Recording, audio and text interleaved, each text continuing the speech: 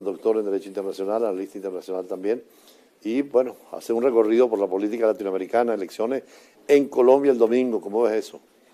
Las elecciones, buenas tardes primeramente.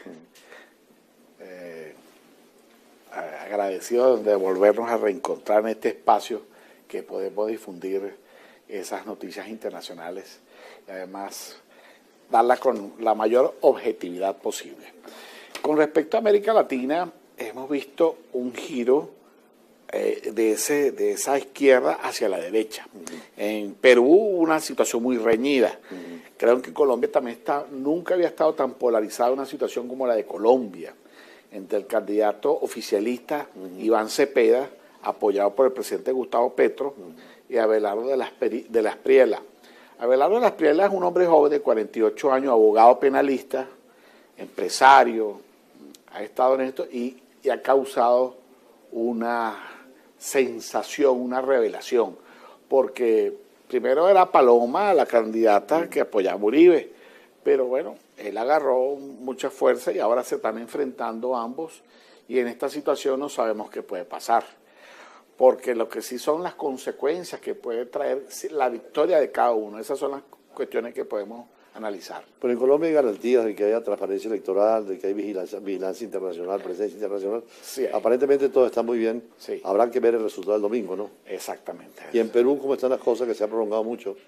En Perú siempre ha sido la situación política tan difícil, por eso es que muchas veces no se comprende cómo el Congreso destituye tan rápidamente un presidente y dura muy poco en la presidencia. Pero bueno, Keiko Fujimori ya tiene experiencia y la de su padre primeramente para no cometer esos errores que pudiese costarle la presidencia, porque Keiko Fujimori es la presunta ganadora con un margen muy estrecho, pero ya con los votos contabilizados en el 99%, en esos pocos votos le dan la victoria a Keiko Fujimori en Perú. Ahora, victorias también como la de Bolivia, lo que tú decías, que está girando el continente hacia la derecha. Sí, a mí no me gusta mucho utilizar esos términos, pero como están de moda Sí.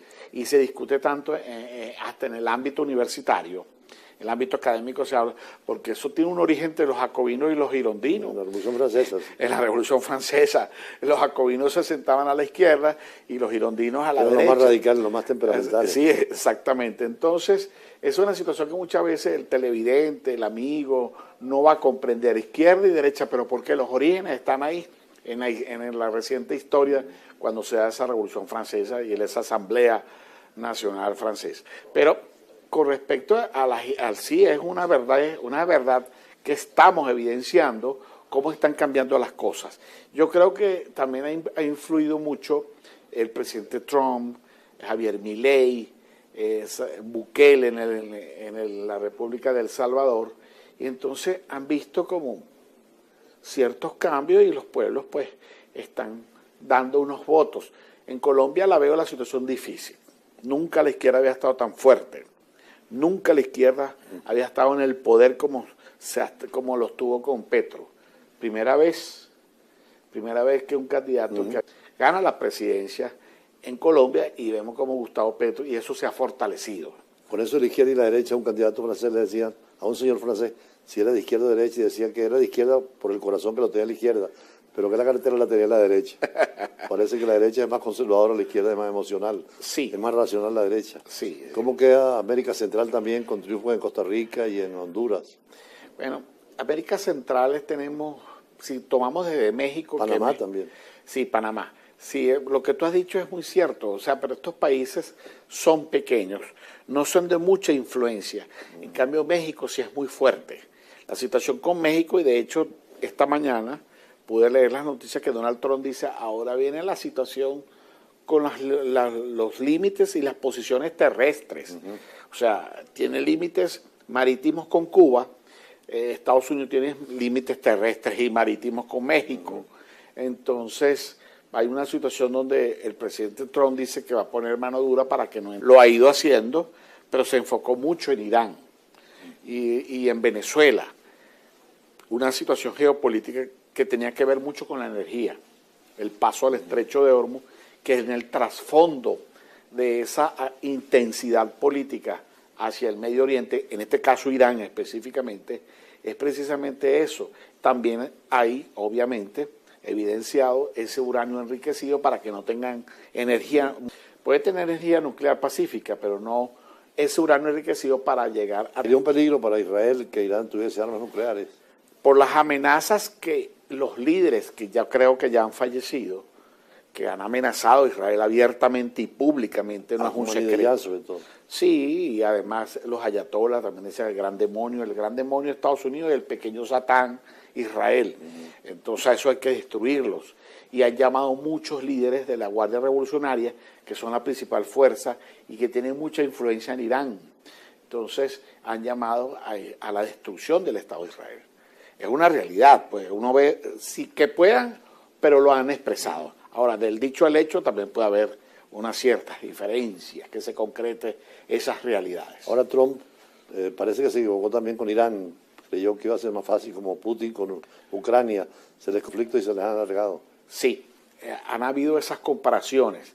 Sin embargo, si ese acuerdo que se firmó hace horas, hace unas horas, se firmó ese acuerdo y que lo firmó el presidente Trump y el presidente del gobierno. Con las nuevas tecnologías, ¿no? A distancia.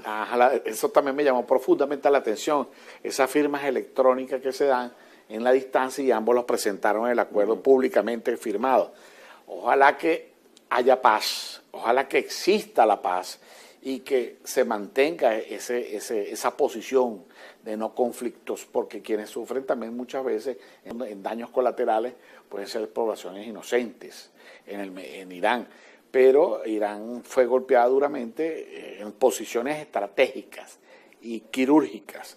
Irán es muy grande y es un país muy desarrollado, es un país de 100 millones de personas y es geográficamente bastante grande y con muchas posiciones y ciudades y lugares. No es un lugar pequeñito, un país pequeñito como Israel o el Líbano.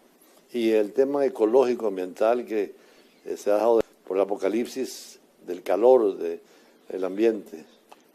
Hay dos posiciones.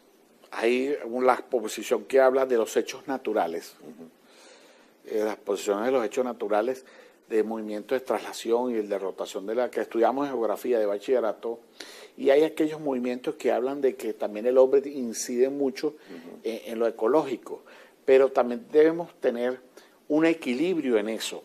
Pienso que en la gobernanza porque hay ciudades tan llenas de habitantes hasta los cerros.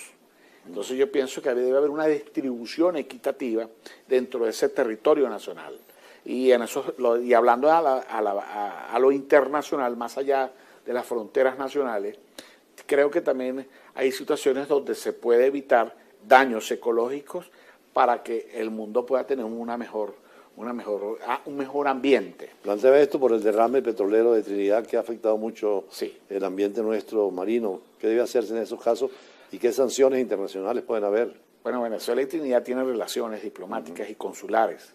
Yo creo que el gobierno venezolano en este momento debería tomar acciones y ya que Trinidad también ha tenido una posición fuerte con la emigración venezolana, Venezuela debe ser firme y exigir de que Trinidad, la República de Trinidad y Tobago, ellos tomen acciones para que ese daño petrolero no nos afecte, porque es responsabilidad del Estado, en este caso de Trinidad. Una última reflexión interesante sobre migración, ya que hablabas de la migración con Trinidad, el tema de la migración nuestra venezolana, que aparentemente está regresando al país, y cómo cuidar también a los emigrantes que están afuera con tratados internacionales, con acuerdos bilaterales, y promover esa gran actividad que tienen muchos con muchas especialidades que nos pueden aportar muchísimo. Sí, están regresando, me ha llamado la atención porque me he reunido con jóvenes ya profesionales que se están regresando de España. Y ellos dicen que de continuar un gobierno como el de Pedro Sánchez, allá en España, pues van a regresar muchos más venezolanos, y el de Estados Unidos también, pero esa emigración que regresa a Venezuela se ha llevado lecciones de vida, de vivir en países quizás con un desarrollo como en la Unión Europea, Estados Unidos, Norteamérica, y quizás en otros países de América Latina también, donde se necesita trabajar para sobrevivir. Y eso de esa manera ha influido para que la conducta de esos emigrantes, esos connacionales venezolanos, y que además los queremos de vuelta, puedan aportar al país con una visión ya diferente de la que salieron. Le preguntaba a los anteriores entrevistados del mundo musulmán, porque estuvimos ayer en una reunión de interreligiones, ¿Así? Judíos, cristianos, musulmanes, cristianos, No católicos, y es importante porque tú fuiste director del culto. Sí. ¿Cómo es esa necesidad del diálogo entre los venezolanos y entre las religiones, no solamente de Venezuela, sino del mundo? Algunos hablaban de un parlamento que pudiera ser de religiones, unas Naciones Unidas de religiones, para hablar de la paz realmente. A nivel internacional es muy necesario. En Venezuela, afortunadamente, no tenemos esos choques entre religiones. Eso lo puedo decir yo con mi experiencia laboral, mi experiencia profesional. En Venezuela no tenemos esos choques y esas diferencias religiosas, pero a nivel internacional sí. A nivel internacional es muy fuerte la situación y las diferencias religiosas. Entonces, en el Parlamento internacional y en el ámbito internacional hay que trabajar eso, la conciencia de la tolerancia religiosa. Bueno, muchísimas gracias a nuestro invitado permanente, siempre en el tema internacional, Román Delgado. Y más adelante, ya del profesor pasamos a los alumnos, a ver qué nos dicen los alumnos de Derecho Internacional al invitar a una estudiante de la Universidad Central de la Escuela de Relaciones Internacionales. Ya regresamos.